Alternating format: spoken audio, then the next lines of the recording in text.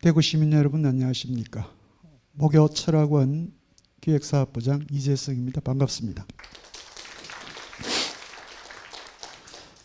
오늘은 제 789회 목요철학 인문포럼 셰익스피어의 4대 비극 중에 세 번째 작품입니다. 맥베스, 인간과 욕망이라고 하는 주제를 가지고 여러분들을 만납니다. 먼저 강연 시작 전에 저희 계명 목요철학원 백성균 원장님의 인사 말씀 듣고 진행하도록 하겠습니다.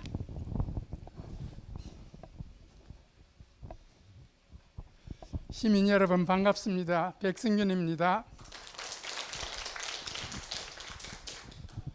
조금 전에 우리 이재성 교수님 말씀하신 대로 셰익스피어 4대 비극 중에서 오늘은 세 번째 맥베스인 것 같습니다.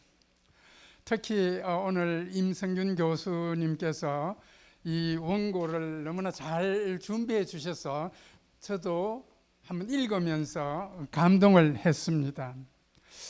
이 중에서도 인생은 걸어다니는 그림자다 하는 표현, A Walking Shadow라는 그런 글귀가 다시 한번 제 마음에 와닿으면서 철학에서는 이것을 어떻게 극복했을까 이런 생각도 들었습니다.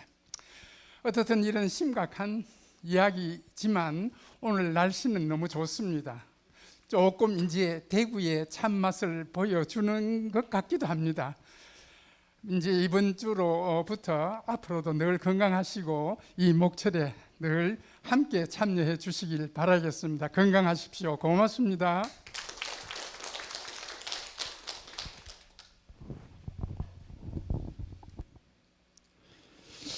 우리 원장님께서 또 이 건강을 강조하시니까 더 새롭습니다.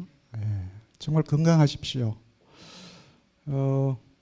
제가 아주 좋아하는 명언 중에 하나가 히포크라테스, 의사의 아버지로 이렇게 알려져 있는데 이분의 격언 중에 아주 유명한 격언이 있죠. 명언이라고 그렇게 표현합니다만 세상에 최고 좋은 운동은 뭐라 그럽니까? 방금 우리 선생님 영어로도 말씀하셨는데 걷기라 그럽니다. 걷기.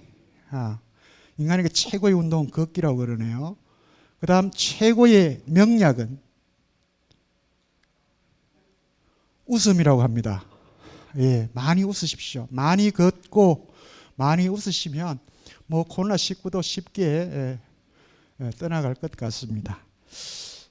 그제 뉴스에 보니까 대구가 지난 30년간 한반도 대한민국 전체에서 기후변화가 가장 심한 도시라 그러네요. 여러분들 느끼고 있는지 어떤지 모르겠습니다.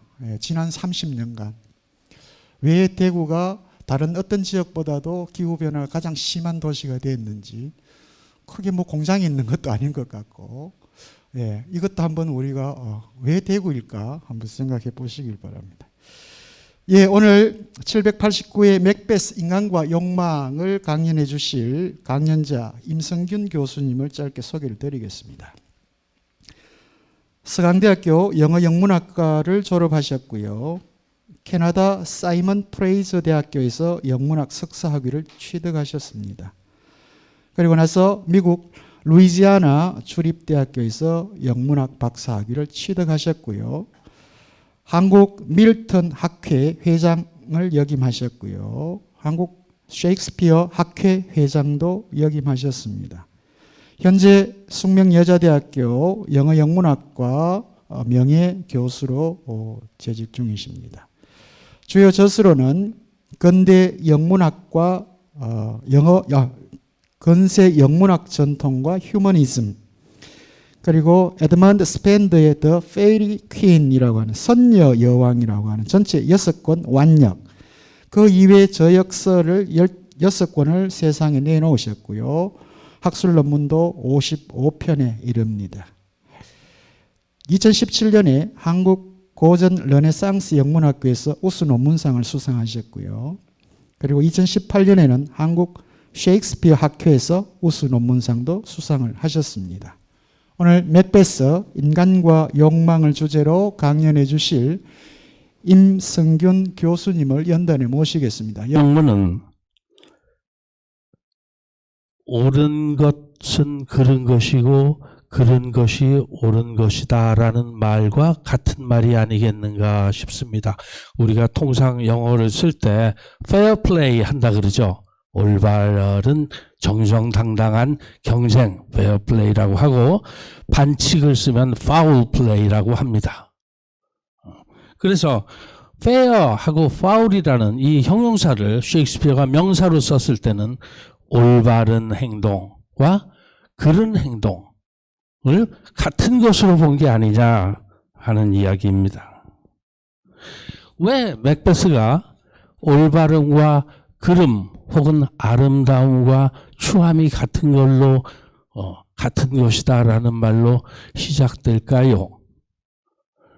제가 생각한 그 이유는 이 작품이 바로 맥베스, 다시 말하면 악당, 다시 말하면 파울 플레이의 대가가 주인공이기 때문이 아닐까 생각이 듭니다. 맥베스는 악당입니다. 학자들은 흔히 마키아벨리안 빌런이라고 이야기합니다. 다시 말하면 마키아벨리가 얘기했듯이 자신의 목적을 위해서 수단과 방법을 가리지 않는, 다시 말하면 영어로 말해서 scruples, 뭔가를 해서는 안 된다 하는 의식이 없는 존재, 그런 악당을 마키아벨리안 빌런이라고 부르는데 맥베스도 그 중에 하나입니다. 그렇기 때문에 제 아무리 올바름과 그름이 같은 것이고 제 아무리 아름답고 추함이 같은 거라고 할지라도 맥베스가 그러면 선인이냐, 맥베스가 페어플레이 하는 사람이냐, 결코 그렇지 않다는 말이죠. 맥베스는 악당입니다. 셰익스피어는 왜 이런 악당을 주인공으로 내세워서 맥베스라는 작품을 썼을까요? 우리가 보통 4대 비극이라고 이야기하는 햄릿, 리어왕, 오델로, 맥베스, 이 중에 맥베스를 제외한 나머지 세 주인공은 모두 훌륭한 사람들입니다. 모두 존경받는 사람들이죠. 물론 햄릿은 약점이 있어서 그 약점이 망설임이라고도 하고 그 약점이 우울증이라고도 하고 그 망설임이 너무 많은 생각이라고도 하지만 약점 때문에 패망하는 결과고, 오셀로는 물론 아시다시피 질투 때문에 멸망하는 경우고, 맥베스는 사실은 맥베스가 아니고 킹 리어는 의심 때문에, 신뢰의 상실 때문에 무너져가는 인물형입니다. 하지만 이들은 아무도 악당이 아니죠. 맥베스는 악당입니다. 맥베스가 누구냐? 맥베스는 왕족입니다. 이 16, 17세기 우리나라 작품에서도 그렇지만 영국 드라마에서 어떤 사람의 출생 신분이 왕족이다 하면 이건 굉장히 중요한 의미를 갖습니다. 신분이 다른 것이죠. 보통 사람이 아니고 위대한 인물입니다. 맥베스는 또 충성스럽고 용감한 장군입니다.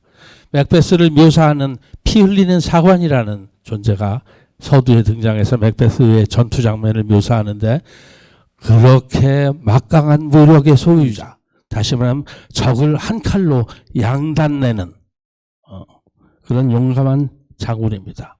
또한 맥베스는 지혜롭고 풍부한 상상력의 소유자입니다.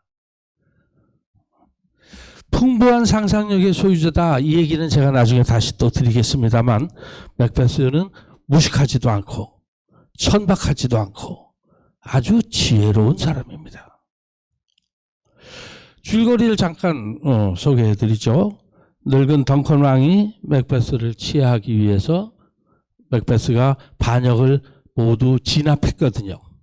맥베스와 그의 동료 장군인 뱅푸어가 반역을 진압해서 맥베스를 칭찬하고 치하하기 위해서 맥베스의 집인 인버네스 성으로 옵니다.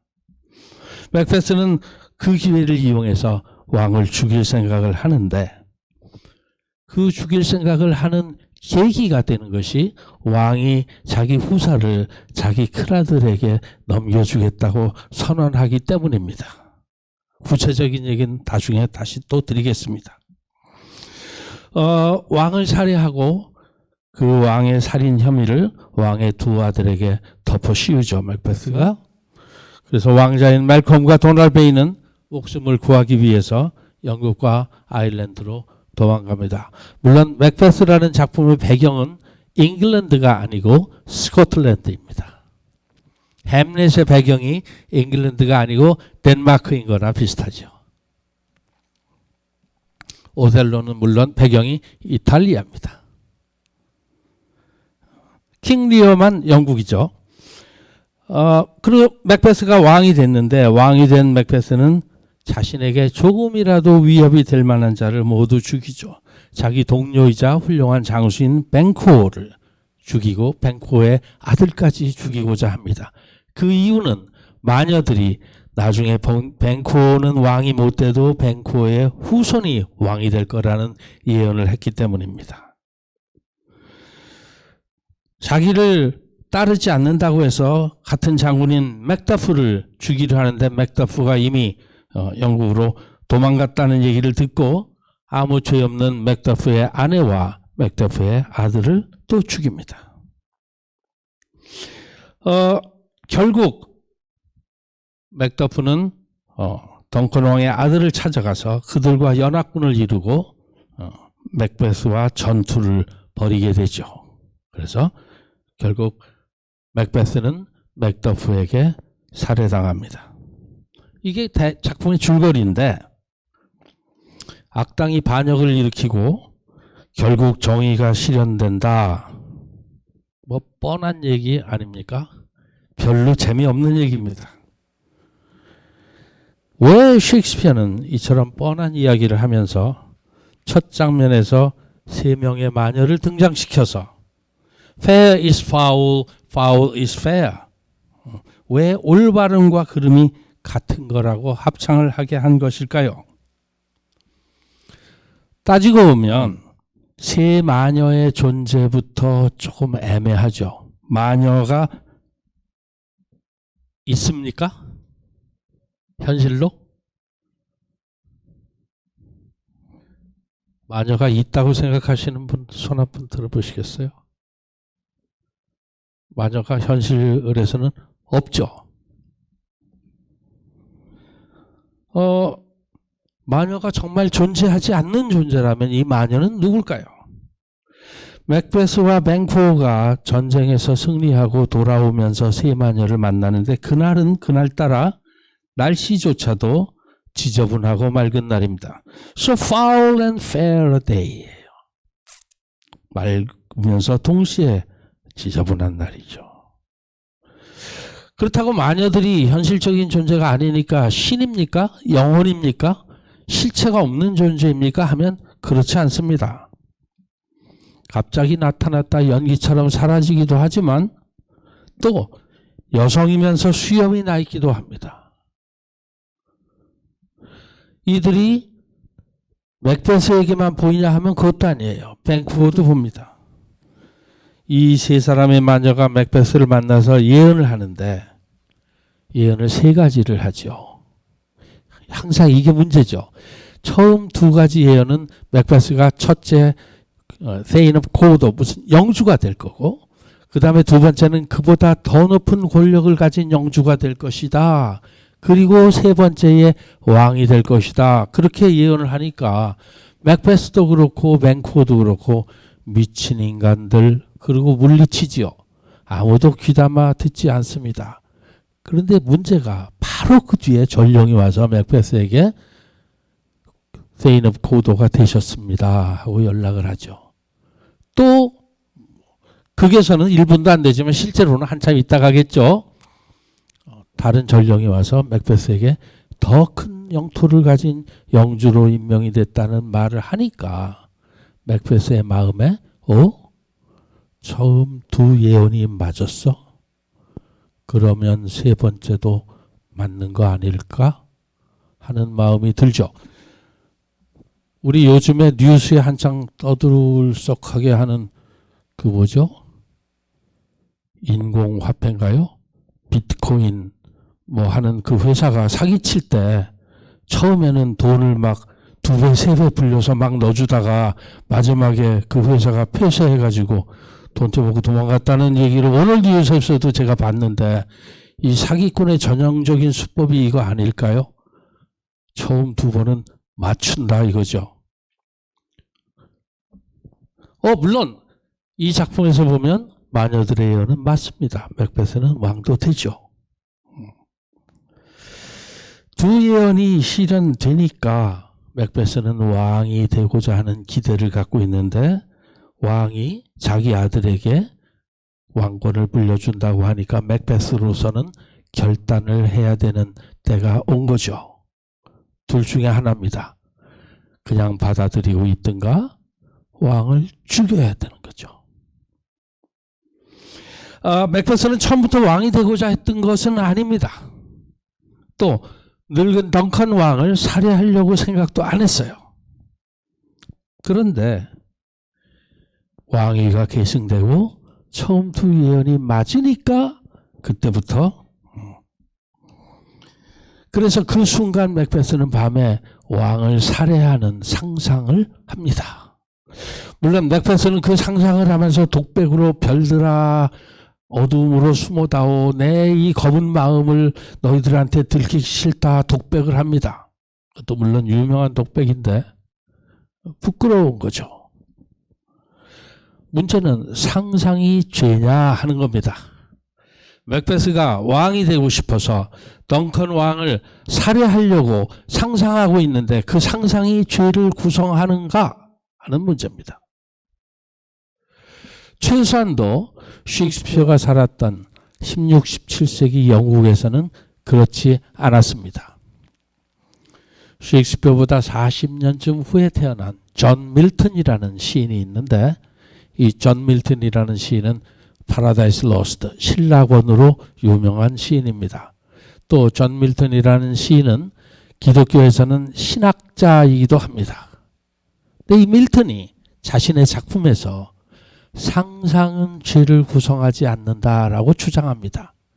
물론 그런 주장을 밀턴이 상상은 죄를 구성하지 않습니다라고 하는 게 아니고 파라다이스 로스트라는 작품에서 아담과 이브가 태초의 2 인간인데 기독교에서 이야기하는 이브가 꿈에 뱀의 유혹을 받아서 먹지 말라는 과일을 먹는 꿈을 꿔요. 그리고 눈을 떠서 막 웁니다. 내가 꿈에 실수로 금지된 과일을 먹었습니다. 그러니까 아담이 이브를 위로하면서 상상은 죄를 구성하지 않는다라고 얘기를 하는 거죠. 상상은 우리 머릿속에 왔다 갔다 할 수 있는 거고 이것을 구체적인 실행으로 옮겨야 죄가 구성된다 하는 거죠. 그렇게 따지면 맥베스가 실천에 옮기지 않고 상상만 했다 왕이 되고자 하는 그것은 죄를 구성하지 않는다고 얘기해야 할 것 같습니다. 마녀들이 아니었으면 맥베스는 왕이 될 꿈을 꾸지 않았을지도 모릅니다. 그건 알 수 없는 일이죠. 혹은 맥베스는 원래부터 왕이 될 꿈을 가지고 있었을 수도 있습니다. 마녀들이 없었으면 맥베스가 과연 왕을 살해했을까? 그건 잘 모르겠습니다. 애매하죠. 보통 많은 비평가들이 맥베스란 작품에 4번째 마녀가 등장한다고 이야기합니다. 이 4번째 마녀는 맥베스의 부인이에요. 레이디 맥베스입니다. 아마 유명한 여배우들, 헐리우드의 유명한 여배우들 치고 자기가 평생 로망으로 하고 싶은 역할이 있다면 아마도 레이디 맥베스가 그 중에 1등 아니면 2등에 오를 겁니다. 그만큼 많은 배우들이 자신의 연기력을 과시하고자 하는 욕망이 있는 배우들이 하고 싶어하는 역할입니다. 레이디 맥베스가요. 물론 남자 배우들은 너나 할 것 없이 햄릿을 하고 싶어 하겠죠. 맥베스는 덩컨을 자기가 암살하는 게 옳지 않다고 생각을 하고 밤에 고민을 합니다. 덩컨 왕은 이제 자기 집에 손님으로 와 있는데 밤에 혼자 고민합니다. 이 왕을 내가 죽여야 왕이 될 수 있는데 이걸 어떻게 하나. 그러면서 자기가 왕을 죽이면 안 되는 이유를 3가지로 들지요. 첫 번째는 자신의 왕이니까 자기가 충성을 다해야 되는 왕이니까 죽여서는 안 되고 덩컨 왕은 자신의 친척입니다. 그러니까 자기와 혈연 관계에 있는 친척을 죽이면 안 된다. 친족 살해가 되는 거죠. 두 번째는 자기는 이 인버네스 성이라는 자기 성의 주인이고 덩컨 왕은 주인이 손님으로 주인에게 와 있는 사람입니다. 특히 서양에서는 소위 켈트족을 중심으로 하는 서구 문명에서는 주인이 객을 살해하거나 해를 끼치면 그것은 안 됩니다. 금단으로 돼 있어요. 손님에게 제대로 대접해야 하는 게 윤리의 원칙 1번 혹은 2번입니다. 그러니까 적으로부터 왕을 보호해야 하는 집주인이 왕을 죽이면 안 되겠죠. 세 번째 이유는 덩컨이라는 왕이 온유하고 맥베스의 말에 의하면 천사와 같이 고결한 인물입니다. 어떤 비평가는 덩컨이 무능하다. 인간적으로는 착한데 너무 무능하니까 맥베스 같이 유능한 장군이 덩컨을 죽이고 왕이 되는 것, 그런 빌미를 제공해 준 게 아니냐 하는데 제가 보기에 그거는 별로 작품의 의미와 상관없는 얘기 같습니다. 왕이 유능하고 무능하고를 떠나서 그러한 왕을 죽이면 안 되는 거죠. 더군다나 그 왕을 죽이고 자기가 왕이 된다고 생각하는 맥베스는 그래서 악당인 것입니다. 덩컨 왕은 최소한 작품에서 자연적인 순수함과 선함을 대변하고 있는 존재입니다. 그래서 맥베스가 덩컨 왕을 죽인다고 하는 것은 선함과 자연스러움을 포기하는 행위가 되는 거죠. 결국 맥베스는 나는 왕을 죽이지 않겠다라고 결심하죠. 그런데 그러한 맥베스를 되돌리는 장본인이 레이디 맥베스죠. 맥베스는 자기 부인에게 얘기합니다. 내 혈족이며 내 주군이며 이렇게 훌륭한 왕을 내가 죽이면 안 된다. 내 집에 온 손님을 내가 왜 죽여야 되겠냐. 난 안 죽이겠다. 하니까 레이디 맥베스가 자기 남편에게 그렇게 창백하고 초록색 빛깔의 얼굴을 해가지고서 겨우 당신이 하는 말이 포기냐? 당신이 남자냐? 그렇게 얘기합니다. Are you a man? 당신 남자야? 남자 맞아? 이 대부분 부인들이 남편 부추길 때 쓰는 말이긴 하죠. 그러고도 남자냐? 그러면서 자신이 맥베스의 저지가 있다면 주저없이 맹세를 실행하겠다면서 젖먹이 아기의 머리를 부수는 비유를 얘기하는데 이건 맥베스에서 아주 유명한 대목이죠. 우리말 번역을 제가 먼저 읽어보겠습니다. 아기가 내 얼굴을 보고 빵긋이, 젖먹이 아기가 젖을 먹다 말고 내 얼굴을 보고 빵긋이 웃을 때 치아도 없는 잇몸에서 내 젖꼭지를 빼내고 아기를 내던져서 뇌수가 부출하게 하겠습니다. 만일 내가 당신처럼 이 일을 맹세했다면 말이죠. I would, while it was smiling in my face, have plucked my nipple from his boneless gums and dashed the brains out. Had I sworn as you have done to this. 아주 강한 말입니다. 아기에게 젖을 먹이는 행동이 보양과 생명의 상징이고 어머니에게 사랑과 모성을 대변하는 거라면 맥베스 부인에게는 수유는 야망을 위해서 언제든지 포기할 수 있는, 또 아기는 언제든지 죽일 수 있는 나약한 존재일 뿐입니다. 제가 이 원고를 준비할 때만 해도 한창 뉴스에 뜬 게 어머니가 자식을 학대하고 죽이고, 참 그런 일이 어떻게 가능한지 셰익스피어가 오늘날 우리 그 사회를 봤으면 어째 내 드라마하고 비슷하다 했을 것 같은데 그 이야기 같이 들리죠. 그런 어머니입니다. 레이디 맥베스는 가장 자연스러운 모성의 본능을 부정함으로써 맥베스의 두려움과 분별력을 무력화시킵니다. 레이디 맥베스는 상상력이 부족하고 잔인하고 속된 말로 무대뽀적이라고 하죠. 결심했으면 이룬다. 단순한 형태의 여성입니다. 전형적인 악처입니다. 그 그리스 작품에 보면 클라이템네스트라라는 여성 인물이 나오는데 트로이 전쟁의 주역인 아가멤논의 부인입니다. 자기 남편이 트로이 전쟁에서 승리하고 돌아오는데 그 부인인 클라이템네스트라는 자기가 남편이 돌아오면 바람 필 거를 들킬 것 같단 말이죠. 그래서 독약을 묻힌 의상을 남편에게 줘서 남편이 그걸 입고 타 죽습니다. 독약의 성분에 의해서. 또는 메디아라는 여성도 전형적인 악처의 유형이죠. 자기 남자친구가 생겼는데 그 남자친구랑 그리스로 도망가기 위해서 자기 자식과 자기 형제들을 다 죽입니다. 그런 마녀나 다름없는 존재가 레이디 맥베스다 하는 얘기죠. 근데 그렇다고 맥베스의 악행이 부인 때문일까요? 그것도 쉽지 않죠. 맥베스의 야망의 주체도 자기고 이루기 위한 암살의 시행자도 맥베스입니다. 그는 왕을 죽이기를 주저했지만 결국 왕을 죽였고 왕을 죽인 후에 자기가 왕이 되기를 자처했고 그 이후로 살인의 행진을 벌이죠. 그러므로 맥베스의 악행은 그 책임이 오로지 맥베스 자신에게 있습니다. 이제 중요한 얘기가 남았는데 맥베스가 악당이라고 제가 계속 말씀을 드려왔는데 풍부한 상상력을 가진 악당인데 어째서 맥베스가 영웅입니까? 하는 질문입니다. 맥베스는 악당이기는 해도 위대한 가능성을 품은 인간이다 하는 게 사실은 제 주장이죠.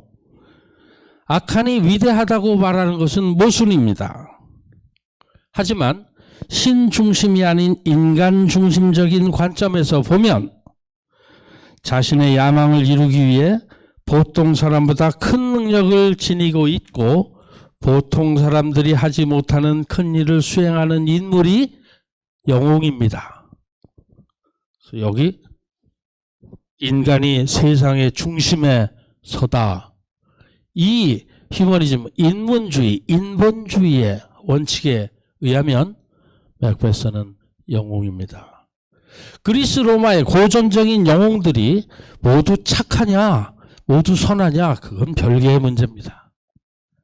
그럴 필요도 없고 세계의 영웅이라고 하는 알렉산더 대왕이 착한 사람이었습니까? 하고 물어보면 그렇습니까? 모릅니다. 상관없습니다. 트로이 전쟁의 영웅인 아킬레스 혹은 아가멤논 착한 사람들이었습니까? 헥터는 착한 사람이었습니까? 모릅니다. 그것이 이슈가 아닌 거죠. 인간의 위대함이 선하고 악하고에 있지 않습니다. 위대한 일을 수행하는 것에 있는 거죠. 맥베스의 야망이 선한 것인지 악한 것인지의 문제는 맥베스의 위대함과 상관이 없는 문제라는 거죠. 어디까지나 상대적인 도덕적 가치 판단의 문제다. Fair is foul, foul is fair. 그 얘기입니다. 그러므로 맥베스라는 영웅이 악당이지만 인간으로서는 인간이 할 수 있는 최대치를 추구한 위대한 영웅이 된다고 이야기할 수 있는 겁니다. 제가 원래 준비한 원고에 3분의 1도 못했는데 지금 35분이 돼가지고 원래는 도중에 제가 한 3분이라도 인터미션을 가지려고 그랬어요. 근데 그냥 해야 되겠네. 죄송합니다. 이게 30분 이상 제 얘기에 귀 기울여 주세요 하는 건 사실 무례입니다. 이거는 해서는 안 될 일이거든요.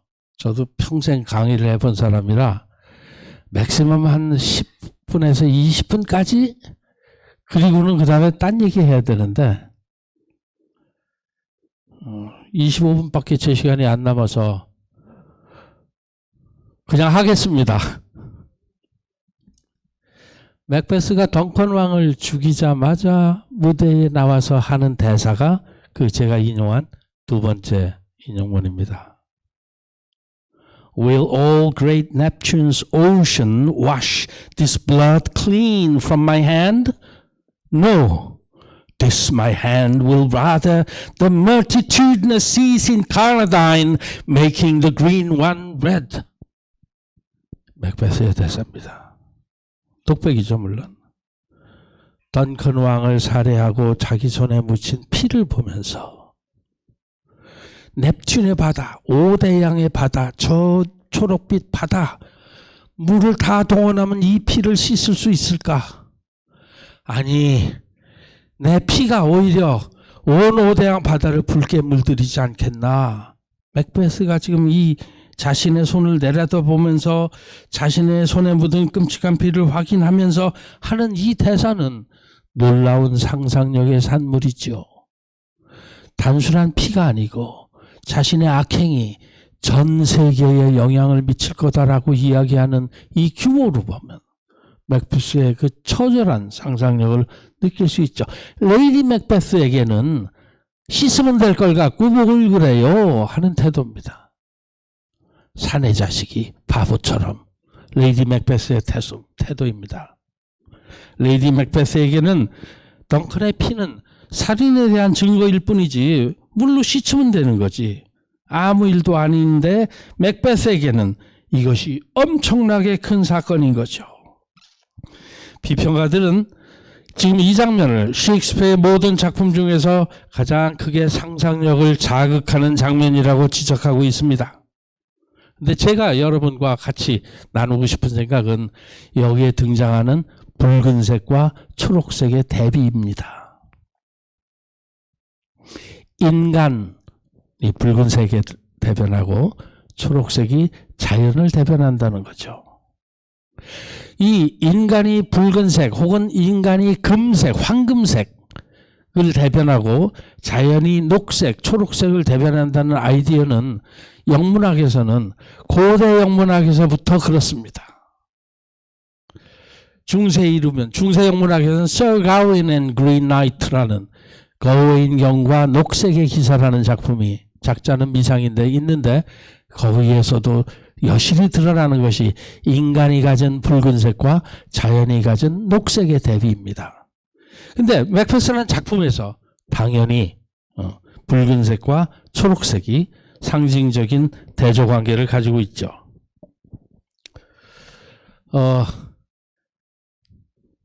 제가 원고를 쓰면서도 여담이라 그랬지만 매트릭스라는 영화가 있었습니다. 혹시 여기 계신 분들은 보셨을 것 같아요. 요즘 젊은이들은 그것도 모르는데 이 매트릭스라고 1편, 2편, 3편까지 있었죠. 저는 굉장히 재밌게 봤는데 그 1편에서 미스터 스미스가 모피우스를 붙잡아 놓고 모피우스의 귀에 대고 하는 말이 이 말입니다. 인간과 바이러스는 굉장히 유사한 점이 있다.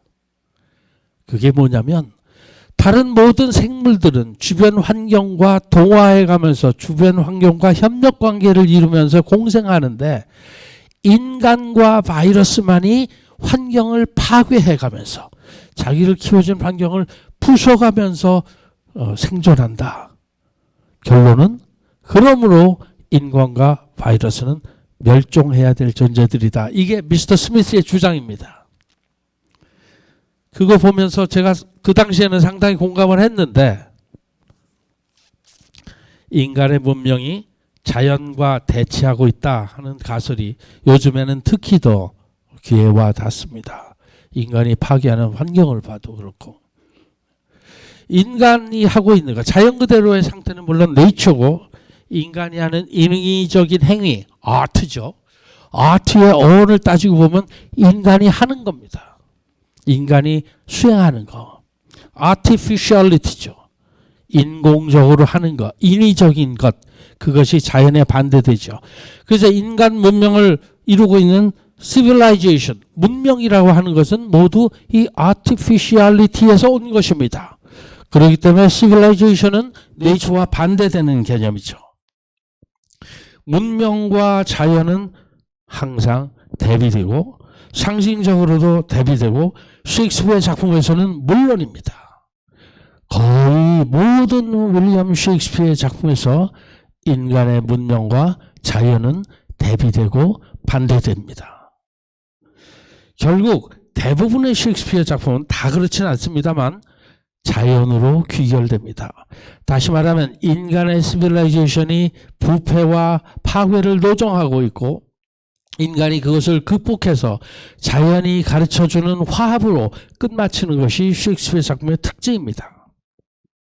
그래서 이 맥베스에 드러나는 붉은색과 초록색의 대비가 인간의 야망과 자연의 포용, 살인과 보양, 파괴와 회복, 죽음으로 달려가는 일직선의 인생관과 순환, 원을 그리는 자연을 의미하는 것이죠. 붉은색은 맥베스의 시작과 끝 그리고 작품의 주요 장면을 장식하고 있는 색상입니다. 물론 맥베스의 첫 장면은 피 흘리는 사관이라고 해서 bleeding sergeant라고 장교 하나가 피를 흘리며 무대에 등장합니다. 거기서 등장하는 그 피가 의미가 있다는 거죠. 맥베스의 마지막 작품은 맥다프가 잘린 맥베스의 목을 들고 무대에 등장합니다. 나중에도 말씀드리겠지만 16세기에도 맥베스 모형을 들고 피를 돼지 피라도 묻혀서 피를 흘리고 맥베스 머리를 무대에 들고 나왔어요. 그래서 맥베스는 피로 시작해서 피로 끝나는 작품입니다. 그렇기도 하지만 실제로 무대에 피가 등장하는 건 아니지만 피를 암시하는 장면도 중간에 수없이 많이 있습니다. 한밤중에 횃불이 붉은색이고 마녀들의 동굴에서 그 가마솥 밑에 불타고 있는 장작의 빛도 붉은색이고 맥베스 부인이 밤에 들고 등장하는 촛불도 붉은색이고 유명한 문지기 장면이 있습니다. Drunken Porter 씬이라고 해서 문지기 장면에서도 지옥의 영원한 불길이라는 암시가 등장합니다.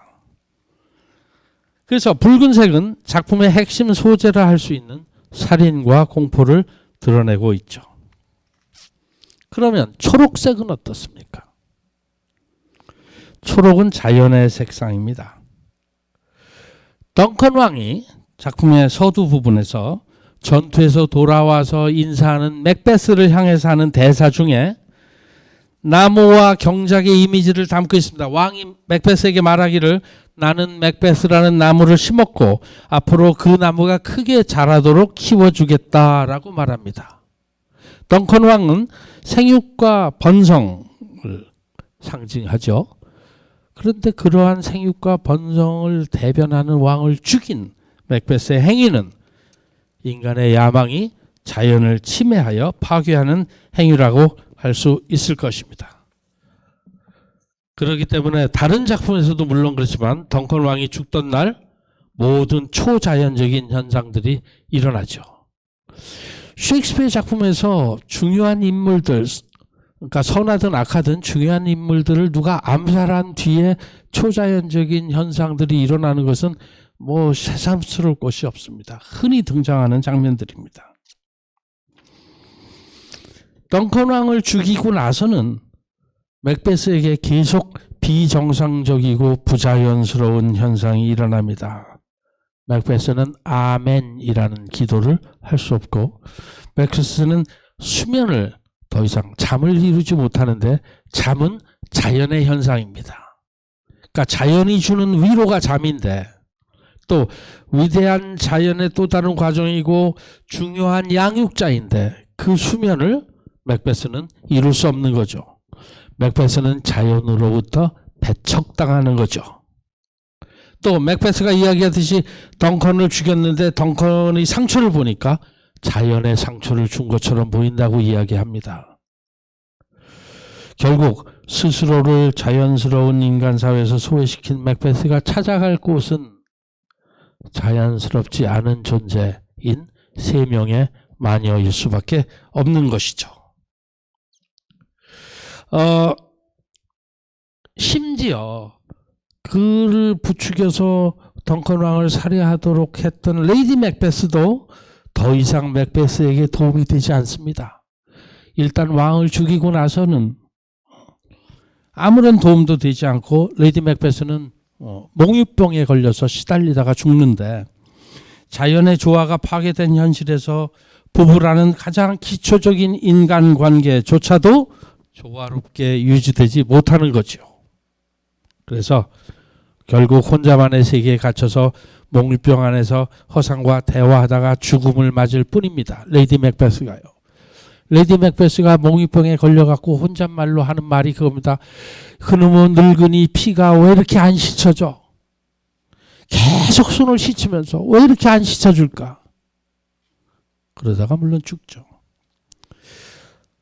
아무리 길어도 낮은 오기 마련이고, 작품을 처음부터 지배했던 암울함이 이제 마지막 장면에서 새벽이 오면서, 아침이 밝아오면서 버남 숲이라는 숲이 맥베스의 성으로, 인버넷으로 몰려옵니다.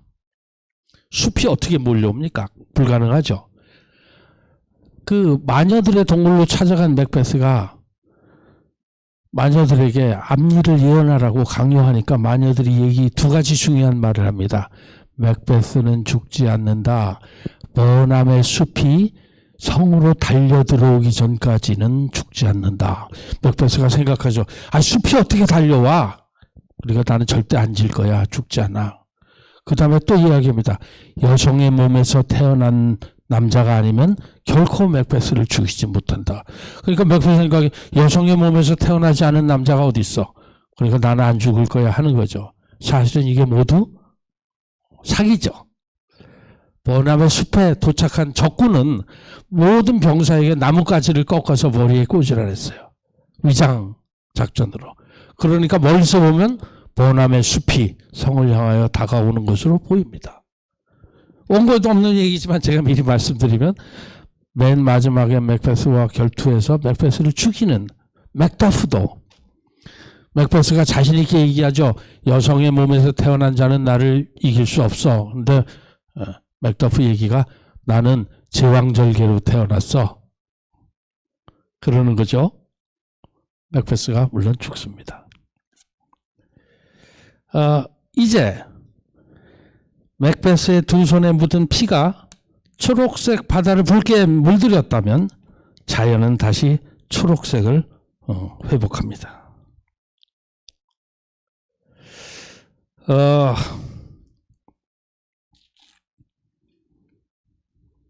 여러분도 모두 원고를 지금 가지고 계실 테니까 그 다음 나오는 그 맥베스의 눈앞에 피 흘리는 아이에 이어서 마지막으로 등장한 아이가 초록색 나무가지를 들고 있었고, 그 다음에 제가 괄호 속에 넣었던 말, 그러니까 홀린쉐드의 연대기에 나오는 팩트와 이 셰익스피어가 그린 맥베스가 어떻게 다른지 설명한 부분은 제가 그냥 생략하고 넘어가겠습니다.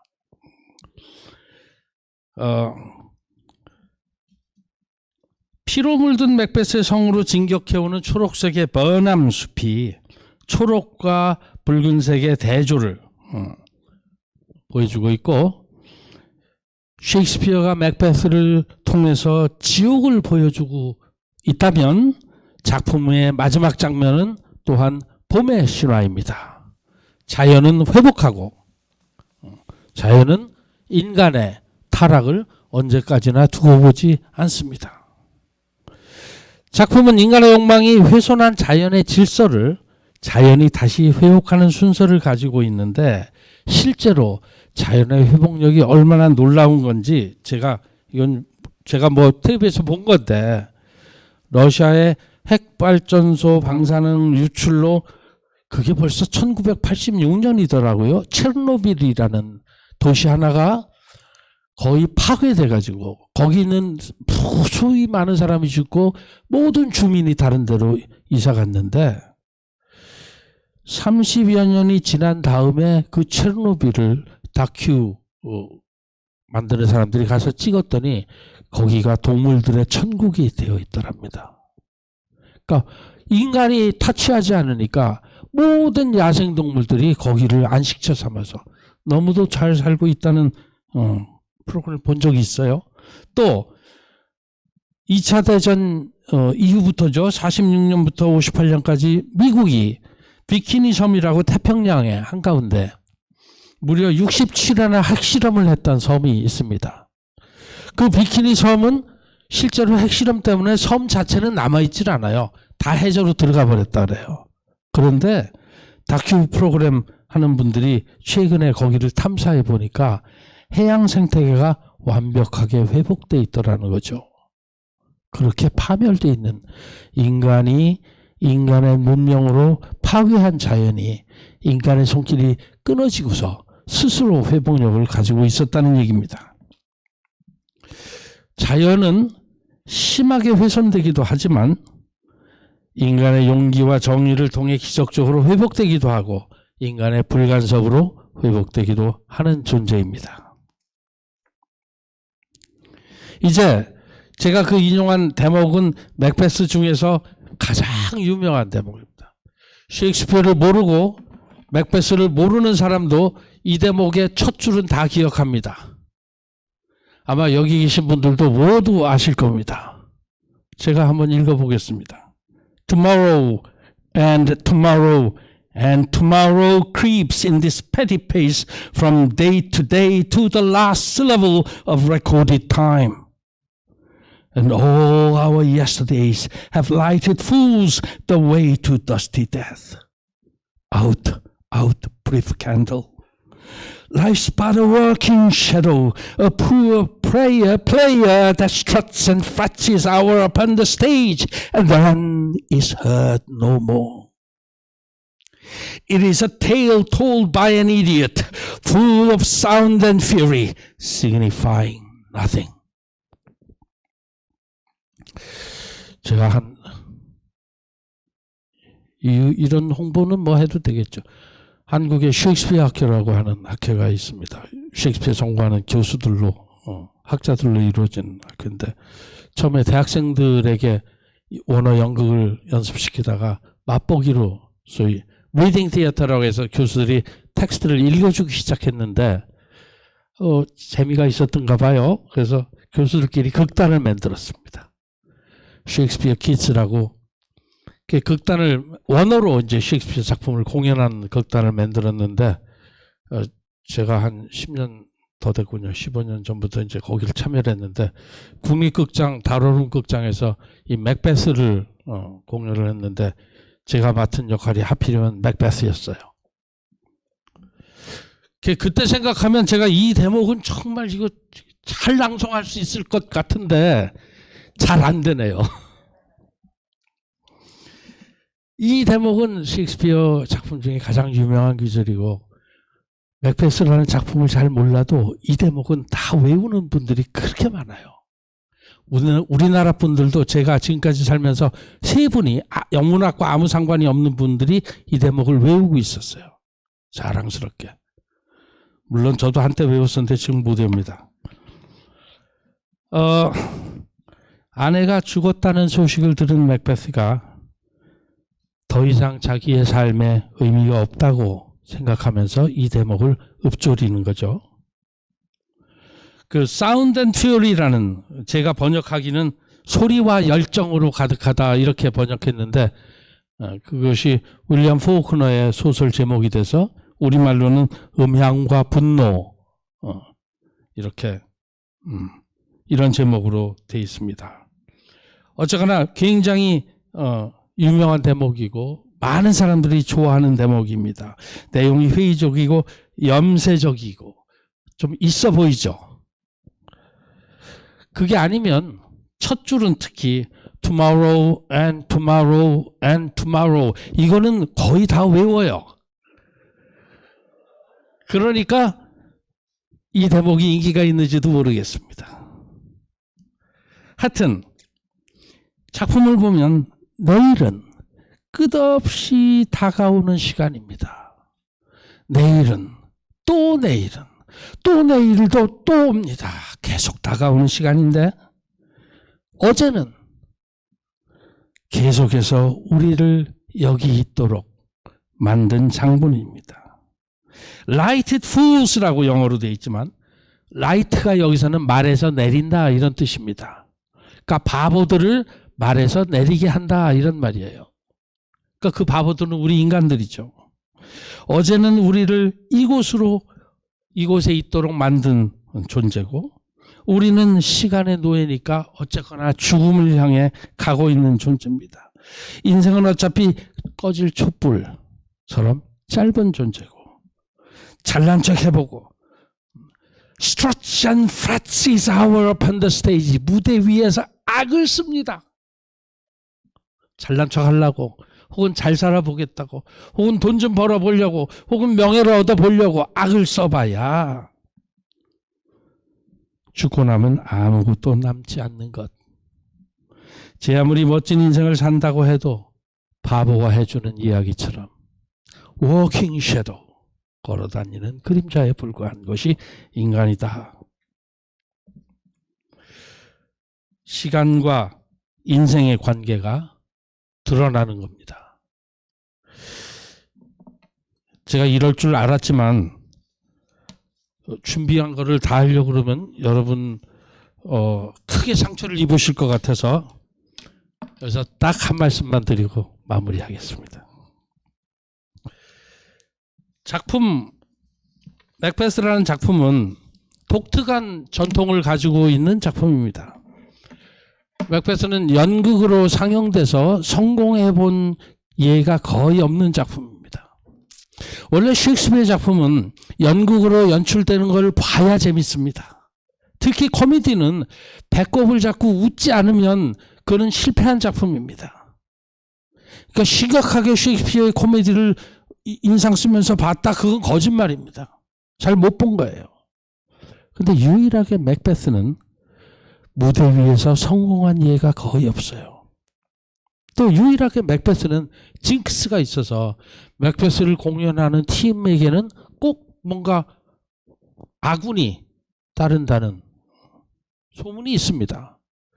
왜 맥베스는 성공을 하지 못했을까? 저는 그 이유를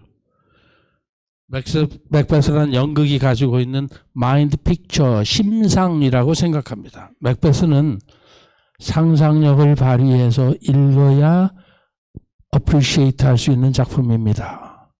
무대 위에 세워놓으면 상상력이 제한이 돼요. 특히 셰익스피어 당시 시대에는 연극을 오후 2시에 시작했습니다. 이렇게 조명, 무대 장치 없습니다. 셰익스피어 작품에서 별들아 내 빛을 가리워다오 하면 대낮입니다. 물론 맥베스의 머리를 들고 오거나 돼지 오줌볼을 사용해서 피를 무대에서 연출하기도 했지만 대부분의 여기 나오는 붉은색과 초록색 대부분의 이미지는 상상력에서 오는 것입니다. 그렇기 때문에 그런 상상력을 발휘하는 리딩이 아니고 무대 위에 현실화됐을 때 실패하는 거죠. 물론 그동안 수많은 사람들이 셰익스피어의 극이 왜 성공하고 후대에는 안 되는가를 연구했습니다. 아까 제가 잠깐 말씀드렸던 T.S. 엘리어트 같은 사람은 셰익스피어가 자신의 대사를 운문으로 썼기 때문에 시로 썼기 때문에 성공한 거다라고 주장합니다. 전부는 아니지만 중요한 셰익스피어의 대사는 모두 시입니다. 운문이라는 얘기죠. 그래서 T.S. 엘리어트는 자기도 극시를 썼는데 5편을 썼죠. 셰익스피어를 본받아서 모두 다 실패했습니다. 안 되는 거죠. 제 강의는 여기까지 하겠습니다. 고맙습니다. 예, 지금부터 토론 진행을 하도록 하겠습니다. 제가 굳이 이렇게 정리를 하지 않더라도 워낙 오늘 맥베스 이 작품과 관련해서는 강연자 선생님께서 처음부터 끝까지 아주 분명하게 논리적으로 정리를 잘 해주셨기 때문에 여러분들 이 작품을 이해하는 데는 크게 어려움이 없을 거라는 생각을 해봅니다. 이제 우리가 주제가 인간과 욕망이라고 이렇게 붙였는데 실제 이 작품 속에서 들여다보면 처음 등장했던 이 맥베스가 사실 물론 마녀들의 일종의 예정론이죠. 결정론인데 미래죠. 아직 오지 않은 시간에 대해서 이렇게 맥베스에게 예언을 함으로써 맥베스가 바로 그것을 이제 필연적인 운명으로 자기가 받아들이게 되는. 어쩌면 처음 장면에서는 뭐 전혀 본인이 왕이 되고자 하는 그런 의도나 의지도 자기 의지가 없었던 이런 사람이 바로 누군가의 이런 예언에 의해서 자기 운명을 결정해버리는 그런 방식으로 이제 가게 되는데, 그게 우리는 이제 욕망이라고 이렇게 표현을 했습니다만, 과연 이 맥베스라는 작품에서 그 욕망이라고 하는 것이 제대로 드러났는가 하는 부분들은 토론을 통해서 여러분들이 질문을 하면서 한번 확인을 해보시고요. 혹시 지금 현재 이 지구상에 그 수많은 생명체가 있습니다만, 지금 현재 그 엄청난 생명체 중에 물론 우리 인간이 알고 있는 육지에 있는 생명체 혹은 해저에 있는 생명체, 인간이 아는 거는 거의 뭐 육지도 지금 15% 내외고요.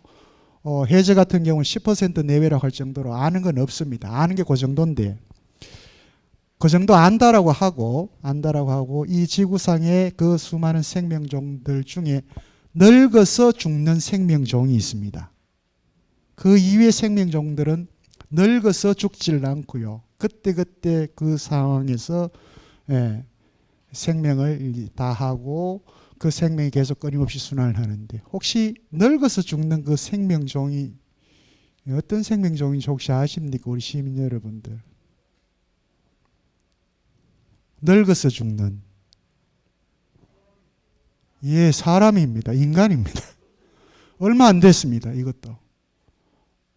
인간이 이렇게 늙어서 죽게 된 게 얼마 안 됐죠. 그죠? 얼마 안 됐습니다. 불과 뭐 한국 상황만 하더라도 한 3, 40년 정도 됐을까 싶네요. 그죠? 이제는 그래서 어떻게 보면 인간에게 이 죽음이라고 하는 것이 얼마나 큰 두려움과 공포가 됐는지 모릅니다. 늙어서 죽기 전에는 비록 내가 오래 살지 못하고 죽더라도 그 죽음이라고 하는 것을 이렇게 기꺼이 수용하고 받아들이는 그런 태도들이 있었다면 지금은 너무 오래 살고 싶어 하는 것 같아요. 그죠? 그래서 죽지도 못합니다. 지금은. 그런 상황에 있는데, 오늘 우리 맥베스라고 하는 작품을 통해서 물론 다른 비극 작품에서도 마찬가지였습니다만 이 죽음이라고 하는 문제를 우리가 어떻게 한번 들여다볼 수 있을까라고 하는 것들을 살펴볼 수 있는 그런 시간도 되었던 것 같은데, 먼저 우리 강도기 선생님께서 질문을 주셨기 때문에 이 질문에 대한 뭐 간단한 답변을 받고 플로에 계시는 여러분들한테 질문할 수 있는 시간을 드리도록 하겠습니다. 첫 번째 질문이 잉글랜드 역사학자 홀린쉐드의 연대기 1577년에 나온 작품이라고 하네요. 이 맥베스가 1606년입니까? 그때 나왔으니까 아마 이 작품을 참조해서 맥베스 작품을 완성하였다고 하는데, 혹시 홀린쉐드의 이 연대기에 대해서 간단하게 말씀해 주실 수 있는 부분이 있으면 좀 해달라는 그런 질문입니다.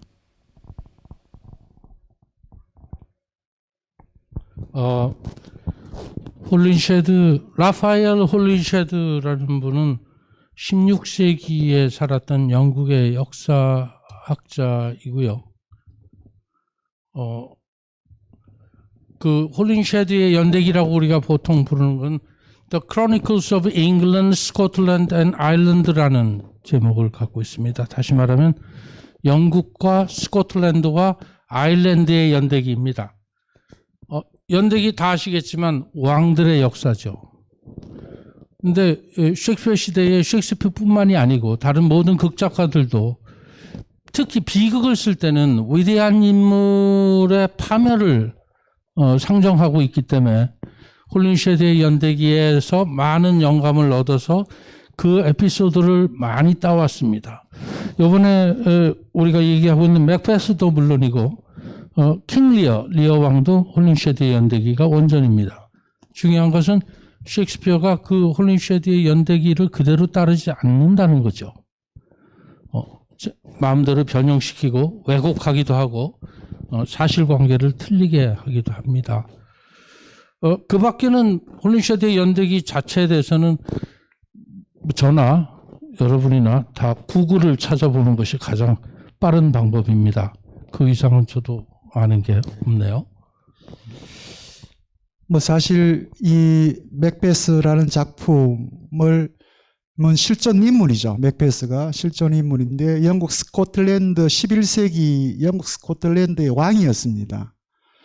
1500년에 태어나서 1057년에 사망을, 이제 57년을 살았던 왕인데 그 중에 17년간을 왕을 했습니다. 실제 이 맥베스가.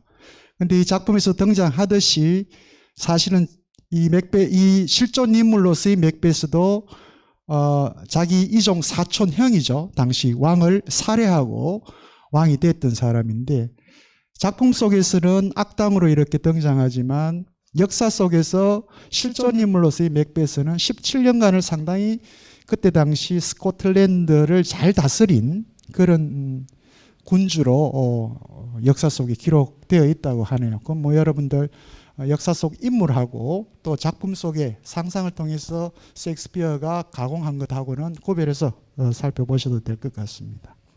두 번째 질문입니다. 비극 작품 맥베스를 보고 나서 느끼는 감정의 정화는 아리스토텔레스의 시학 제6장입니다. 이 6장은 뭐 특히 비극이라고 하는 것을 가장 잘 정의해 놓은 그런 것이죠. 여기서 비극의 정의 내용에 나오는 용어인 카타르시스와 혹시 관련이 있다면 이 카타르시스라고 하는 용어에 대해서 간단하게 설명을 해달라는 질문입니다. 네, 아리스토텔레스의 시학은 오늘날도 그렇지만 특히 르네상스 시대에는 영국에서 많은 작가들이 거의 바이블처럼 떠받들고 있는 문학 개론서죠. 아리스토텔레스가 어떤 작품은 비극 작품은 이러이러해야 한다라고 이야기한 것이 아닙니다. 아리스토텔레스는 그 당시 그리스 시대의 비극을 여러 번 보고 지금 유행하는 비극들이 이러이러한 현상을 가지고 있구나 하고 설명한 거지 비극이 반드시 이래야 된다라고 주장한 것은 아닙니다. 거기에서 오해하시면 안 되겠고요. 비극의 정의를 아리스토텔레스가 내릴 때 그리스 비극 얘기죠. 비극은 보통 사람보다 위대한 인간이, 그러니까 보통 사람을 넘어서는 인간이 자신의 하마티아라고 그리스어로는 표현하는데 우리말로 굳이 번역하자면 단점입니다. 결점 하나. 다른 건 100가지가 다 좋은데 유난히 고집이 세다든가, 다른 건 다 좋은데 유난히 질투가 심하다든가, 의심이 많다든가, 망설임이 심하다든가, 어쨌거나 하나의 약점 때문에 파멸해가는 이야기인데 보통 사람인 관객이 볼 때는 그렇게 위대한 사람이 단 하나의 약점 때문에 파멸해가는 모습을 보면서 두려움과 동정심, 즉 fear and pity를 느낀다고 이야기합니다. 두렵죠. 저렇게 훌륭한 사람도 망하는데 나는 보통 사람인데 무섭고, 또 가엾죠. 저런 사람이 저렇게 멸망하는 게 가여워서.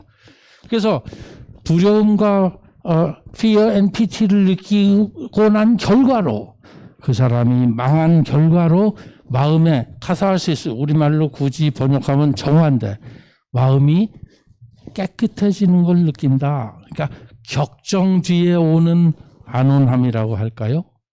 격정 뒤에 오는 편안함이라고 할까요? 평화라고 할까요?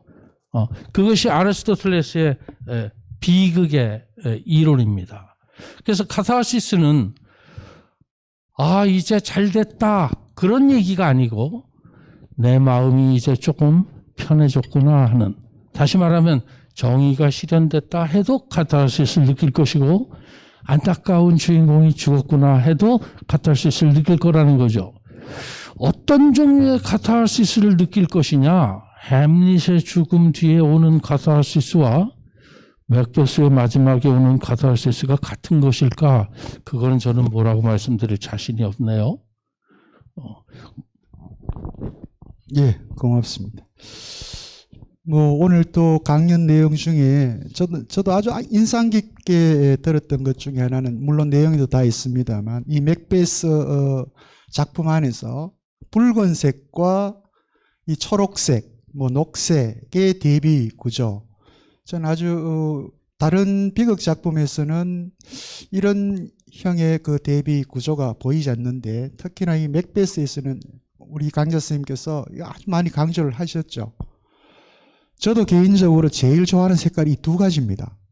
하필이면 붉은색하고 저는 녹색을 굉장히 좋아합니다. 몇 년 전에 제가 밑에 바지는 녹색 바지, 위에는 빨간색을 입고 어떤 장소에 갔더니만 거기 계시는 분이 수박이 나타나셨군요. 이렇게. 예, 그런 표현도 있었는데 사실은 제가 녹색을 좋아하는 이유는 녹색 여러분들도 지금 나가보시면 느끼잖아요. 그죠? 숲을 보시면 느끼실 텐데 녹색은 굉장히 마음을 이렇게 편안하게 해주는 그런 색깔인 것 같아요. 붉은색은 상대적으로 뭔가 마음을 들뜨게 하는 그런 게 있는 것 같고요. 내년에 만날 수 있을지 모르겠습니다. 아마 전해년 정도에 우리가 만나지 않을까 싶은데 우리가 지금 영국의 대문호 셰익스피어를 하듯이 또 괴테를 저희들이 만나게 될 텐데 바로 이 괴테가 색채로해서 특히 녹색을 굉장히 강조를 하고 또 괴테가 가장 좋아했던 색깔이 바로 녹색이었죠. 그래서 본인 스스로도 자기 집의 모든 벽면을 녹색 벽지로 바를 만큼 특히 혹시 선생님들 중에 우리 시민 여러분들 중에 불면증이 계시는 분이 있으면 그죠? 이 맥베스도 마찬가지로 잠을 못 이룬다라고 했는데 잠을 못 이루시는 분이 있으면 집에 벽지를 녹색으로 한번 이렇게 해보시면 그 정도로 마음을 이렇게 따뜻하게 해주고 내려주는 그런 역할을 한다고 그러네요. 아니 이 작품 속에서도 계속 이 붉은색과 녹색, 자연과 인간이라고 하는 그런 의미에서 이 맥베스는 다른 어떤 정치적인 뭐 이런 그걸 넘어서서 현대 21세기 우리에게 자연과 함께 공존 내지는 공생하는 인간의 삶이 뭔가라고 하는 부분들도 한번 생각해주는 그런 내용이었던 것 같습니다. 자, 지금부터 그러면 플로에 계시는 여러 시민 여러분들의 질문을 받고 우리 강자 선생님께서 여러분들에게 답변을 할 수 있도록 그렇게 하겠습니다. 자, 질문해 주십시오.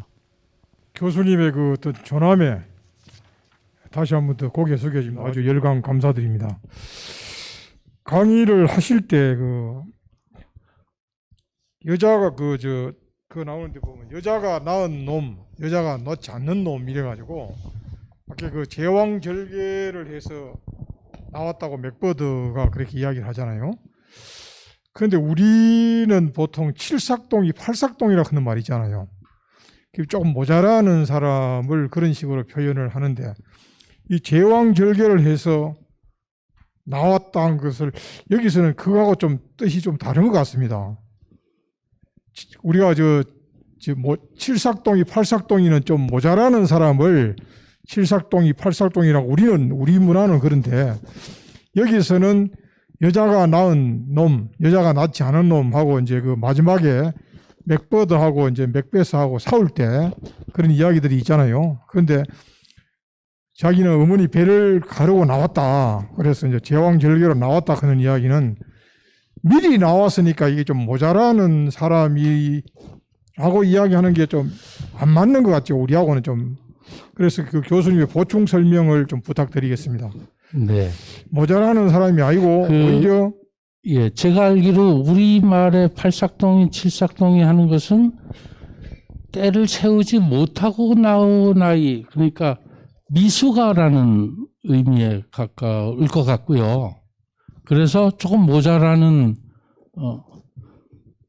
놈이라고는 제가 말씀 못 드리지만 좀 모자라는 인간이라고 얘기할 수 있겠으나 여기서 말하는 영어로 예컨대 born from woman 한다는 얘기는 이 born이라는 영어를 기억하셔야 되는데 낳은 겁니다. 그러니까 여자가 자연스럽게 아기를 낳을 때를 보온이라고 했고, 그러니까 배를 가르고 나온 건 여자가 낳은 게 아니라는 뜻이죠. 제왕절개는 로마 시대부터 있던 습관입니다. 우리가 알다시피 줄리어스 시저도 제왕절개로 태어났다고 알려져 있죠. 그것은 칠삭동이 팔삭동이는 미숙하고 다 못 채우고 나온 경우를 얘기하는 거고, 제왕절개는 다 성숙돼 있는데 무언가 문제가 생겨서, 그래서 어머니 배를 갈랐다. 그러니까 대부분 이 시저도 그렇지만 맥더프도 아마 저는 그랬을 거라고 보는데, 과거 시절에는 어머니보다 아들을 더 귀하게 여기는 그런 행태가 있었을 것 같습니다. 그래서 둘 다 죽게 생겼는데 누구를 구할 거냐 하면 아기를 구한다 하는 거죠. 그래서 오늘날 우리가 생각하는 제왕절개하고는 많이 다를 것입니다만, 그래서 영어로도 제왕절개라는 영어의 표현이 시서러스예요. 시저 때문에 그렇습니다. 줄리어스 시저 때문에. 그래서 로마 시대부터 있었던 일종의 의학적 관례입니다. 그래서 여자의 몸에서, 제왕절개도 여자의 몸에서 나온 거 아니냐 할 수 있겠는데, 여기서는 그 보온이라는 어휘가 bear 피동형으로 보온이라고 born이라고 쓸 때는 배를 가르고 나온 건 안 치고 낳은 경우만 계산하는 거죠. 그래서 맥더프는 칠삭동이 팔삭동이라기보다는 말 그대로 제왕절개로 태어난 존재입니다. 대답이 잘 됐나 모르겠습니다. 예, 뭐 시대적 한계죠. 고대 노예제 사회에서도 그랬고 중세, 근세 이러기까지 여전히 여성은 뭐 지금 현재 21세기 우리 이런 삶에서 여성의 사회적 지위를 갖지 못했던, 그래서 어떻게 보면 인권이 전혀 없었던 그런 시대에, 제가 아까 그래서 왜 맥베스 부부에 좀 집중을 한번 해보시라고 표현을 했느냐 하면, 여기에 이 맥베스를 죽이는 맥커드 같은 경우도 부부가 나오거든요. 거기에서는 철저하게 남편과 아내, 그러니까 남성과 여성이라고 하는 과거의 가부장제 질서가 엄격하게 이렇게 딱 표현이 됩니다. 그런데 맥베스 부부는 바로 그 남성과 여성, 남편과 아내라고 하는 이 역할이 없어져 나타나요. 작품 속에. 그러니까 어떻게 보면 아주 가녀린 심성을 가진 맥베스에게 아주 냉혹한 표현을 하는 그 부인의 말이 초반기에 이래 또 등장을 하게 되죠. 그거는 여성으로서 가져야 될, 아내로서 가져야 될, 어머니로서 가져야 될 모성성이라든지 여성성을 다 없애버린 한 일종의 어떻게 보면 동지죠, 동지. 부인이거나 물론 또 아기도 없었기 때문에, 그죠? 그래서 아마 그래서 맥베스 부인이 조금 특별하게 등장하지 않는가 싶습니다. 예, 실제 그랬습니다. 토마스 홉스도 그랬잖아요, 그죠? 스페인 함대가 막 오니까 엄마가 놀라가지고 그래가지고 자기도 칠삭동이로 태어났다고 그러고요. 근데 우리가 칠삭동이 팔삭동이 할 때는 뭐 그런 의미에서 부정적으로 사용을 했습니다만, 이 작품 속에서는 뭐 그런 부정적인 의미로 사용됐던 건 아닌 것 같습니다. 특히 뭐 귀족이나 왕들에게서는 남자아이가 굉장히 중요했죠.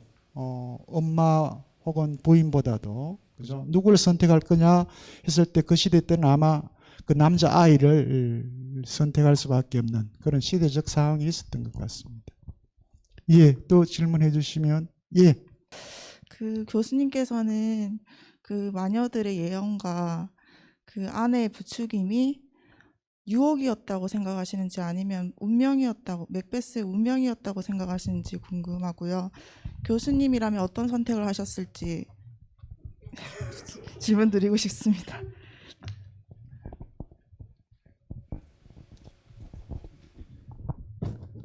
그 세 마녀와 레이디 맥베스의 충동이 운명이라고 생각하느냐는 거죠. 유혹이냐 운명이냐? 운명은 아닐 겁니다. 운명일 수는 없고요. 유혹이라고 할 수 있을까요? 유혹보다는 좀 센 것 같은데. 제가 볼 때 새 마녀와 레이디 맥베스는 사실은 레이디 맥베스를 네 번째 마녀라고 학자들이 많이 얘기하고 있지만 레이디 맥베스는 네 번째 마녀라고 하기에는 비중이 큽니다. 작품 안에서. 그리고 새 마녀는 분명한 템테이션이라고 저는 생각합니다. 그 이제 번역해서 유혹이죠. 유혹보다는 더 강한 건데 일종의 강력한 사기가 포함된 유혹? 유혹이네요. 네. 레이디 맥베스는 유혹이라기보다는 참 어렵습니다만 맥베스가 사실은 자기 성으로 개선해서 가기 전에 왕이 우리 성으로 온다, 나도 곧 가겠다 하고 레이디 맥베스에게 편지를 쓰면서 마녀들이 이렇게 나한테 예언했는데 예언 앞에 두 개가 맞았다 하고 편지를 보내거든요. 레이디 맥베스가 그 편지를 받아 들고서 나는 남편을 왕으로 만들어내고야 말겠다는 결심을 합니다. 그러니까 우리 남편이 망설일지 모르나 나는 우리 남편을 반드시 출세시키겠다. 그러니까 굳이 비유를 하자면 우리식으로 하면 왜 자식을 판사를 만들고야 말겠다는 강한 어머니 같은 타입이지요. 그래서 자기 남편을 왕으로 만들고야 말겠다는 그 충정 어린 마음, 다시 말하면 레이디 맥베스가 자기 남편을 출세시키려는 욕구가 없는 악처냐? 아니라는 말입니다. 그러니까 어떻게 보면 굉장히 훌륭한 아내이기도 합니다. 다만 레이디 맥베스가 모르는 것은 자기 남편이 왕이 돼서 행복할까? 거기에 대해서 모른다는 거죠. 저한테 그런 유혹이 오면 저는 어떻게 하겠냐 하고 질문을 하신다면 저는 100% 넘어갑니다. 저는 위대한 인물도 아니거니와 또 우리 집사람이 여기 있지만 집사람이 이거 해 그러면 제가 어딜 감히 안 합니까? 저는 뭐 100% 넘어간다고 말씀드리겠습니다. 예. 이 레이디 맥베스에 대해서 하나 더 말씀드리면 이 재밌는 게 이제 학자들이라는 사람들이 원래 할 일이 없어가지고 쓸데없는 거에 뭐 많이 하는데 레이디 맥베스의 아까 제가 읽어드린 비유 중에 나도 수유를 해봐서 알지만 내 젖을 빠는 이 아기가 얼마나 이쁜지 나도 안다. 그런데 내가 당신처럼 결심을 해놓고 말을 바꿀 바에는 내 이 얘를 패등이를 쳐갖고 네 이수를 부수겠다 하는 말이 그 말 때문에 많은 학자들이 레이디 맥베스와 맥베스 사이에 애가 있었나? 하고 추측을 합니다. 알 수 없죠. 있었다가 죽었을 수도 있고 그거는 뭐 셰익스피어가 밝히지 않은 거기 때문에 근데 분명한 것은 현재 맥베스와 레이디 맥베스 사이엔 자식이 없다는 거죠. 맥베스에게는 후사가 없습니다. 그것은 셰익스피어가 밝히고 있는 팩트예요. 근데 레이디 맥베스와 맥베스 사이에 아기가 있었는데 죽었다 이런 가정도 가능하죠. 왜냐면 레이디 맥베스가 내가 수유를 해본 경험이 있다고 하니까 영주의 부인이 남의 아이를 키울 리는 없거든요. 그러니까 그거는 알 수 없는 일입니다. 대답이 잘 됐나 모르겠습니다. 최소한 저는 저희 집사람한테 점수는 안 깎였습니다. 21세기 남자가 사는 방법입니다. 예, 또 질문 주시면 받겠습니다. 예, 뒤에 계시는 선생님.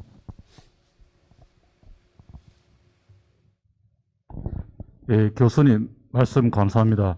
그 질문이 좀 두서가 없어도 용서해 주시고 그 언뜻 제목에 이제 저희가 욕망이라고 하면 저희는 오랫동안 그 유교적인 그런 그 사상에 젖어 있어서 욕망의 상대편에는 도덕, 윤리, 규범 이런 거를 많이 그 반대편에 놓을 때가 많습니다. 그리고 욕망은 좀 부정적으로 보고 상대적으로 반대편인 것은 긍정적인 것으로 보고 그렇게 교육을 많이 받아왔습니다. 그리고 또 역시 맥베스를 보면서 뭐 그런 관습에 따라서 뭐 사필 규정이다, 인광보다 그런 것도 떠오르기도 하고요. 근데 저희가 살다 보면은 많은 어르신도 그렇고 제가 궁극적으로 불교에 말하는 뭐 해탈이라든지 성인 군자라든지 또는 뭐 니체의 초인이라든지 이런 단계까지 가지 않으면은 죽을 때까지 사실 욕망에서 벗어난다는 거는 불가능하다고 다 생각합니다. 그 이 맥베스라는 것도 뭐 욕망에 대한 긍정까지는 아니지만은 어쩔 수 없는 인간의 한계, 결국 그 속에서 우리가 끊임없이 그 욕망의 굴레에서 벗어나지 못하는 어떤 그런 면에서는 욕망에 대한 긍정까지는 아니더라도 어떤 좀 그런 면에서 볼 수 있는 게 있지 않을까 한번 이제 여쭙고 싶습니다. 질문하신 선생님 말씀에 100% 동의합니다.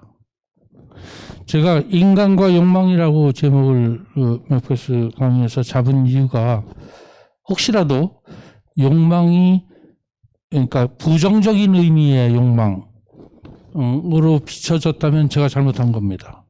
저는 그런 의도도 아니었는데 욕망이 우리가 볼 때 욕망은 도덕이나 윤리규범이나 초인이 되기에 부적합한 어떤 네거티브한 정서가 아닌가 생각할 수도 있겠지만 최소한도 16, 17세기 혹은 그리스 시대에 서양의 전통에 따르면 욕망이 부정적인 것은 절대 아닙니다. 그리스 사람들은 인간의 본성을 세 가지로 봤습니다. 하나가 이성이고요. 로고스라고 이야기하는 이성이고 그에 반대되는 대척점에 패션이라고 우리가 얘기하는 파토스가 있습니다. 그러니까 파토스가 바로 욕망입니다. 패션. 근데 로고스가 이성이면 이성만 가지고 있으면 되냐? 우리가 이야기하는 사랑도 욕망입니다. 패션에 속하죠.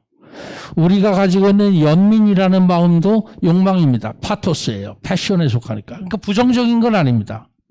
그리스 사람들이 느끼는 세 번째가 에토스입니다. ethics. 윤리죠. 도덕. 그러니까 로고스와 파토스와 에토스 이 세 가지가 인간을 이루고 있는 요소라고 보았습니다. 그리스 사람들이요.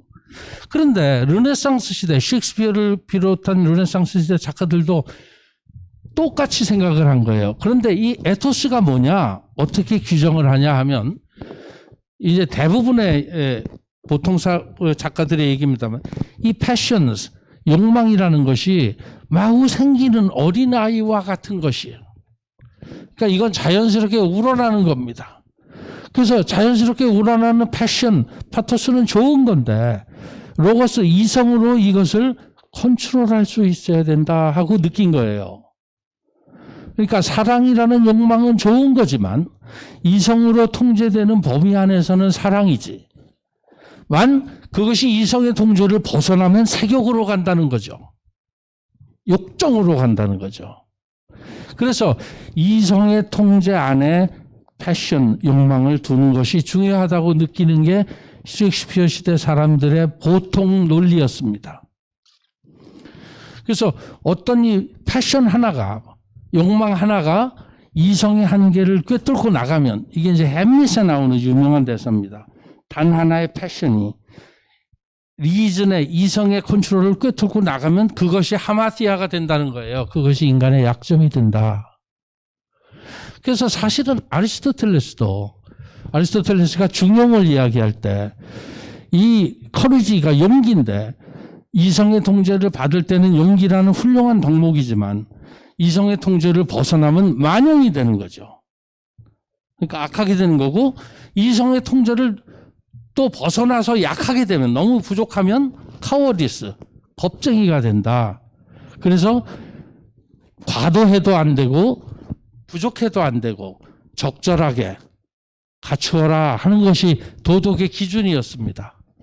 그렇기 때문에 제가 인간과 욕망을 잡은 것은 욕망은 인간인 이상 아무도 피할 수 없는 느낌입니다. 그리고 아까도 제가 강연 중에 말씀드렸지만 욕망은 그 자체로 죄가 되지 않습니다. 왜냐하면 그게 인간의 본질이기 때문이죠. 대답이 잘 됐는지 모르겠습니다만 그게 제 답입니다. 고맙습니다. 네. 수성사가에 사는 이국정입니다. 요거는 제가 지금 말씀드린 것은 이 질문보다도요. 여기에 교재에 보면은 러시아에서 그 체르노 그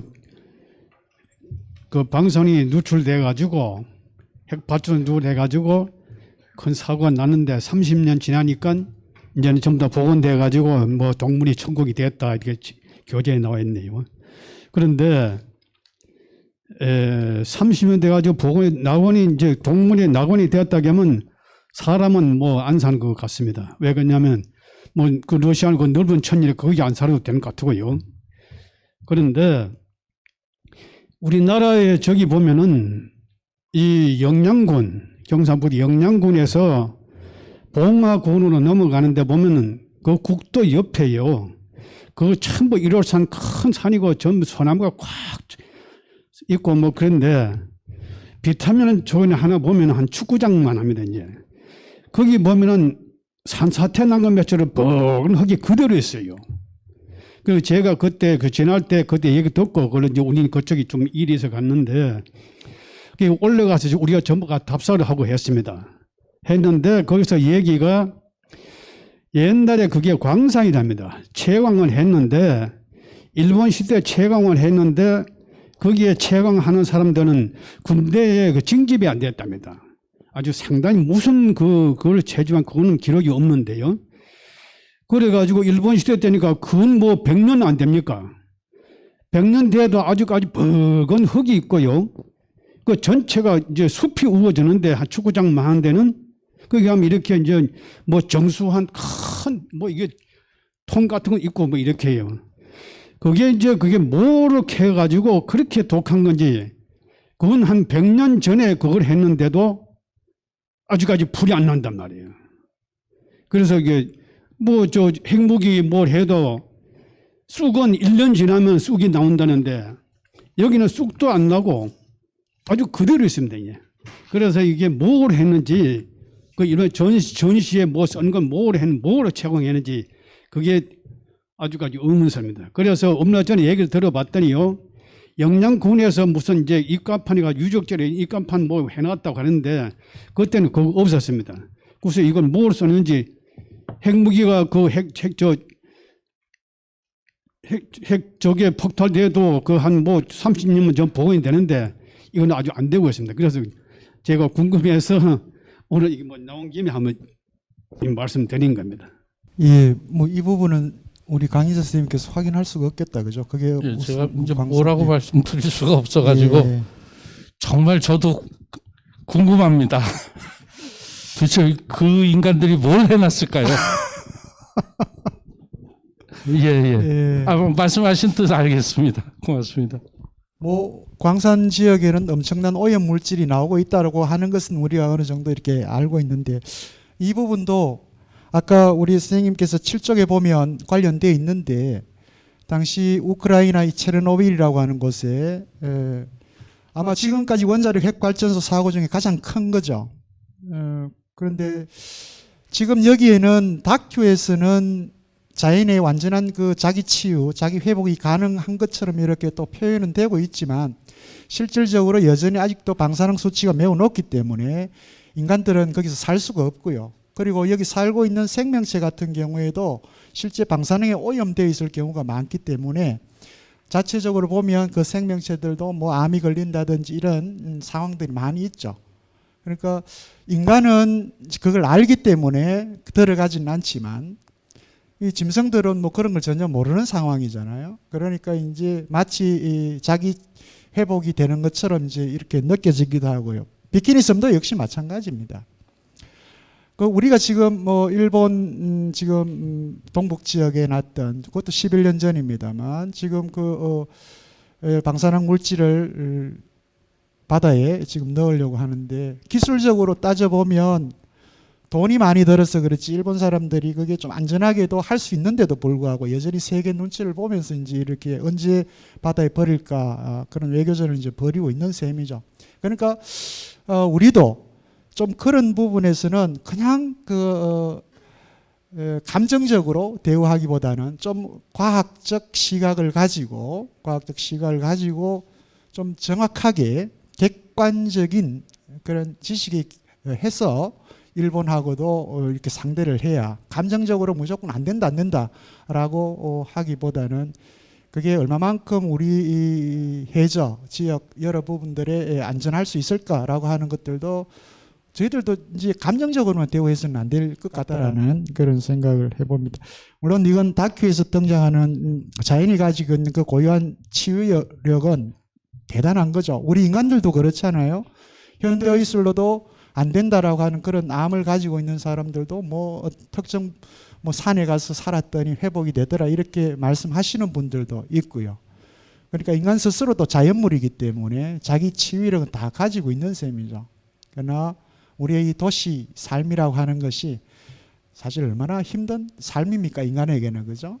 공기도 그렇고 물도 그렇고 우리가 먹는 음식들도 그렇고 우리가 그런 것들 다 사실은 액셉탑을 할 만하다, 이건 허용할 만하다라고 생각하고 살고 있는 거니까 거기에서 나타나는 위험은 우리가 받아들여야 되는 거죠. 도시에 사는 이상. 예. 그러나 저기 뭐 나무가 있고 물이 깨끗하고 한 곳보다는 인간이 사는 데는 분명히 위험 수치는 높은 셈이죠. 이 대도시에 산다는 것이. 예. 우리 선생님 질문하시려고 혹시 손을 드시는 건 아닙니까? 아니에요. 혹시 예. 고전 영어인데 여기서 이걸 옳게 보려면요, 제가 듣기로는 옳게 읽으려면 고전하고 현대 편곡하고 같이 보고 해야 된다 이런 이야기도 있던데요. 그거 어떻게 생각하십니까? 지금 선생님 질문은 셰익스피어 작품이 고전 영어인데 현대 영어로 써서는 안 되고 구분되는 영어인데 고전 영어하고 현대로 번역해놨는 영어하고를 같이 봐야 된다 이런 이야기가 있더라고요. 엄격히 말씀드리면 셰익스피어의 영어는 현대 영어입니다. 그러니까 모던 잉글리시. 네, 모던 잉글리시고요. 영어를 영어 학사로 그러니까 History of English Language로 계산을 하면 앵글로삭슨이라는 고대 영어가 있고 그다음에 Medieval English라고 하는 중세 영어가 있습니다. 그런데 두 언어는 현대 영어하고 아주 다릅니다. 어휘도 다르고 문법 체계도 다르고 발음도 다릅니다. 그렇지만 셰익스피어가 쓰던 16세기 영어는 그러니까 언어학자들 얘기인데 근대 영어입니다. 다시 말하면 현대어의 모태가 된 영어인데 어휘가 스펠링이 정착이 되지 않아서 어휘가 조금 다르기는 하고 표현이 현대하고 조금 생경하긴 합니다만 현대 영어입니다. 하지만 오늘날 미국의 대학생들 정도의 수준을 갖고 있는 친구들이 셰익스피어를 제대로 잘 못 읽어요. 그게 왜냐하면 5등은 자의 조선이 독립국임을 선언하노라 하는 게 고어도 아닌데도 지금 우리나라의 고등학생들이 그게 무슨 소리인지 모르는 것과 똑같습니다. 그러니까 셰익스피어는 영어가 어렵다라고 선입관을 갖고 있는 데다가 딱 덤비면 사실 이 첫 대목도 어디 고어가 전혀 없거든요. 이거 원전입니다. Fair is foul and foul is fair. Hover through the fog and filthy air. 똑같은 현대어인데도 현대어 문법 구조와 입맛에 잘 안 맞는 거죠. 그러니까 이것은 신텍스가 아직 완전히 성립되지 않았고 스펠링이 완전히 정착되지 않았을 때의 영어입니다. 그 정도로 이해하시면 될 것 같아요. 그래서 난해하고 좀 어렵습니다. 물론 현대 완전히 우리가 쓰는 영어가 아니니까. 그렇지만 그렇다고 고대어는 아닙니다. 그러니까 조금 어려워도 읽으시면 다 이해가 되고 특히나 왜 여기 계신 분들이 혹시 보실지 모르겠습니다만 가끔 왜 영화로 만들어진 셰익스피어 작품들이 있지 않습니까? 그 중에 저는 프랑코 제파렐리라는 감독이 이탈리아 감독인데 그 감독이 만든 셰익스피어를 특히 좋아하는데 프랑코 제파렐리 감독이 만든 셰익스피어 영화는 모두 원어입니다. 셰익스피어가 쓴 말 그대로 쓰는데 영화를 들어보면 현대화하고 똑같이 들려요. 그러니까 익숙해지느냐 조금 생소하느냐의 문제라고 생각합니다. 그런데 한 5% 정도가 지금 사어돼 있거든요. 5%가 사어됐다. 그럴 수 있겠죠. 그렇죠. 네. 벌써 16세기면 한 450년 전 영어니까 없어질 수 있죠. 우리말도 없어지고 생성되고 하지 않습니까? 네, 그런 것 같아요. 그래서 제가 정철하는 사람 있잖아요. 송강정철. 정철이요. 예. 그 사람 예. 삼위인곡 이런 걸 보니까 예. 그거하고 비교하면 될 것 같았어요. 그러네요. 예. 맞습니다, 선생님. 예, 고맙습니다. 또 혹시 질문 없으시면 저희 원장님께 한번 다른 질문 없습니까? 예. 그러면 다른 질문 없으시면 뭐 이 정도에서 제가 마무리를 하도록 그렇게 하겠습니다. 예, 이제 마지막 그 작품만 남겨 놓은 상태고요. 킹 리어는 다음 주 이제 여러분들 만나게 되실 텐데요. 오늘 맥베스 인간과 욕망이라고 하는 주제를 가지고 강연해 주신 우리 임성균 숙명여대 명예교수님께 다시 한번 큰 박수 부탁드립니다. 여러분 고맙습니다. 감사는 제가 드려야 되겠습니다.